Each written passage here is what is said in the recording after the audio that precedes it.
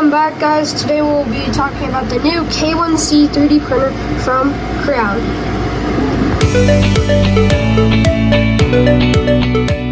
In today's video, I will be talking about the K1C 3D printer from Creality.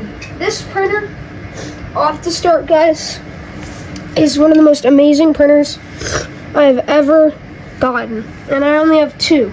So this is my second one, and so that doesn't say a lot, but that's okay because it is still amazing. And I'm not a super experienced pro 3D printer. I'm not like that great at it, but I'm pretty experienced. I've had my printer for like a year and a half now, so you can take some of my advice, but some of it you want to do your own research. But this is just for my own research and for my own things. Also, right up the start, I wanted to say that Creality did not pay me to do this review, and this is all just my own money, so that's that. Okay, so first off, let's talk about this calibration cube. So I printed this calibration cube yesterday, and it is amazing. You can see Z is absolutely amazing. X is absolutely amazing. You can see there's a little layer shift, but I think it might be because I've changed speed right there. And Y is amazing too. And then the overhang is absolutely amazing. And this printed like that on the bed, so if my hand was the bed, it printed like that. So that is absolutely amazing how smooth this is. There's a little piece right there. It's not very smooth, but that's because it's the exact top, and so it stopped there. But so that's calibration cube. Let's move on to the benchy. Move positions here, and the benchy is very good. I actually printed two of them. I'll show you the other one in a second, but the benchy just looks absolutely amazing. You can hardly see any of the layer lines unless you look at it from an angle really closely, and you can just see how perfect and accurate it is, and it's extremely fast. It's printed in like 18 minutes or so.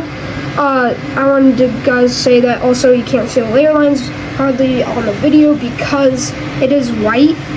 And white, you can hardly ever see layer lines unless it's like on the top here, but you can see that anyway just because obviously it's the top. But I think it printed amazing, absolutely like flawlessly, twice. And the first time I printed it with adhesive. The second time I also think I printed it with the adhesive stick that came with the printer. But you don't even actually need the adhesive stick. Like, the adhesive stick is useful if you're printing something that's long, very long print, but it's actually not necessary. Like, you could print something without it and it would be just fine.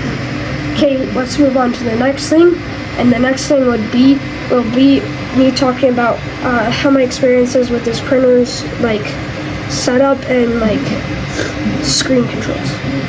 So now we're talking about the printer's screen controls. I personally love the screen controls on this, and guys, just remember, this is the K1C, not the K1 Max. Just wanted to let you know, guys, so you know that it's 220 by 220 by 250 as volume, and so you know that what the new modifications was from this one to the K1, regular K1, because this has a ton of modifications that the K1 doesn't, original K1 doesn't have. Okay, let's get started. So first, I'm printing a destroyer, Star Destroyer, as you can kind of see. It shows me the, which is really nice compared to my Ender 3 S1 Pro. It shows me the build on my Ender 3 S1 Pro. I think my software might be not set up right because, or no, I think it is. I think that maybe I don't have a software update or something, because it should be so I could see the models, what they look like, but it just wasn't, so I'm not quite sure why that is. But yeah, and then you can see the little blue down here, that little blue triangle right there, where my top of my fingernails. It gets bigger the farther you get into the print, which is really nice. You can see my temperature. You can see, oops, sorry about that. You can see how the AI camera is working. You can see how my Wi-Fi is max, so that's good. And then I don't know what that button does yet, but I'll let you guys know what that button does. And you can see your time left, and then time done, and then you can see your percentage, and then I can turn off the light. It's a little bit of delay, but that's okay, so I'll push it again back on. See, really brightens it up. Also, with the light on, if you're like sleeping in your room, it's fine because it does have an air filter here, right on the back. I would still leave your window open just in case. Don't like quote me on any of those things because I'm not quite sure, but from my research, it's fine. It's fine with my NSTS Pro to sleep with it on too, as long as I keep my window open. Another great thing about this printer is it has an AI camera, which is awesome. It's right there, you can kind of see it right there. Okay, let's move on to the next part of the screen. It shows you, I already talked about the top temperature one, which is the nozzle, and then the middle one is it's bed temperature, and then the last one is the enclosure temperature, so like the entire thing is temperature.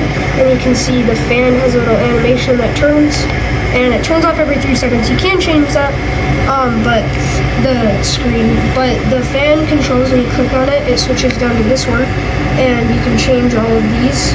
The model fan is the extruders fan right there. The side fan is this giant one. Oh, you can't see it because of the reflection. Let's see that. Let me turn on. Give me a second, guys. You guys actually can see the fan down there. Now I got my flashlight. You guys can see it in there. And then there's that thing that comes up next to that camera, and that's where all that air blows out. And then the last one is all the way. Let's see, can I get the extruder to move? I told you guys about the air filter in the back. It actually is a fan too, and if you look on the screen, it is the back fan, and then I'll show you on the back. You guys can't see it in there, but I can feel air coming out of it. You can actually feel air. And then of course this printer does have a filament detection, and I just have the Hyper PLA that came with it printing away right now. And it's got the top enclosure. It's amazing printer. Okay, well now let's move on to the next line. You can go to the extrude retract button, and then you can extrude and retract the filament. And then you also have your movement, so I wouldn't touch this during the print because that's not good. I don't actually think it does anything, but just for extra protection, I wouldn't. And it still tells you your active temperature, your bed, and your it doesn't show your enclosure on this page, but it does show you your nozzles on your bed, and then it shows you your speed. Actually, I don't know if that actually is the speed. I'm not sure, but I'm pretty sure if you do touch this, you can change the speed, but only to 125. So I think if you want to print something extremely fast, when you slice it, you need to change the speed. And then when I go to this, it shows me all my files that I printed.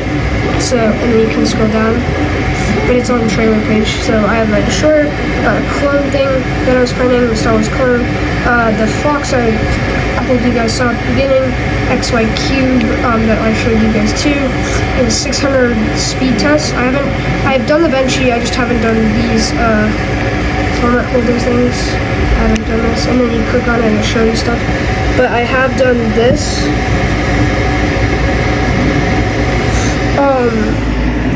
This is what it looks like. So that's interesting. It's cool. And then